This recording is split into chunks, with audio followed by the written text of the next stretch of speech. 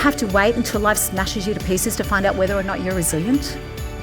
I want you to lean into life and have no fear in doing so. You must be insatiably curious. When people get stuck, it's because they don't know how to ask a question.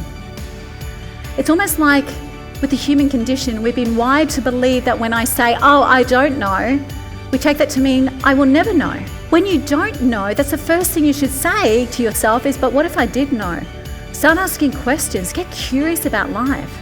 Because if you develop this sense of insatiable curiosity, you can't stay stuck. I believe that resilience is something that everybody has access to. It's a muscle that we can build, and it's through the use of language and understanding who we are at a deep level that we can actually unlock any possibility in any opportunity that we want to pursue. Jackie blew me away.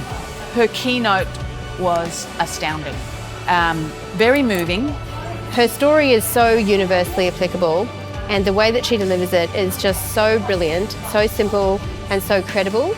And it's really powerful. I guess what I'm looking to create is a world where people believe in possibility, and I don't want people to be defined by who they are or who they've been or where they've been.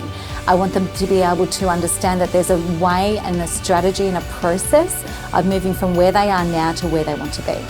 But the reason why you must do that is because you have to build a resilient strategy that will work for you based on knowing who you are and how you respond to things. Because if you don't take the time to do that and you grab a strategy off somebody else, it's not going to work. What I want people to walk away with this is a sense of hope and some real strategies and frameworks to actually start them on the path of building a better future for themselves. And Jackie Nagle, The Art of Resilience, she just blew me away. I felt like I was laughing, crying, I could feel the pain, and her story was real. It was such a brilliant keynote from woe to go. Just an incredible journey. And I actually felt as though the universal guides were finally saying, honey, you're done. I know you wanted to make an impact, but you need to go and live a life more ordinary. But you're done.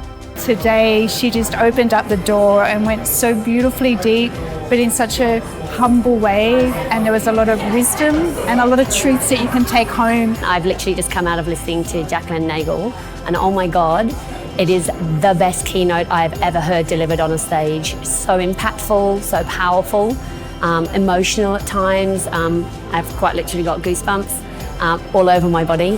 So I'm actually very grateful for the delivery. It's unbelievable. I think why it matters to an audience is actually unpacking for them the concept that this is something they can take control of. This is not something that is up to the fate of the gods or the turn of the wind. Resilience, the ability to communicate, to language what it is that we really want and what's really upsetting us in our world is actually totally within our control. There is no greater power in this world than language. The words that we use show us the keys to our soul. So when I heard Jack get up this morning, I could just see the whole system and methodology of the psychology of how she was speaking. So for me, it's been a really positive day seeing how a real professional does this. I believe that resilience is it's going to be something that all of us need. Everyone talks about change and being ready for change, but the fact of life is that change is a constant. From our relationships to our careers, to our business, to our children, to our families, to our friends, to our homes. There's nothing anymore that doesn't involve change, and if we don't take control of the ability to control our world through the language that we use and building the muscle of resilience, then we actually lose hope.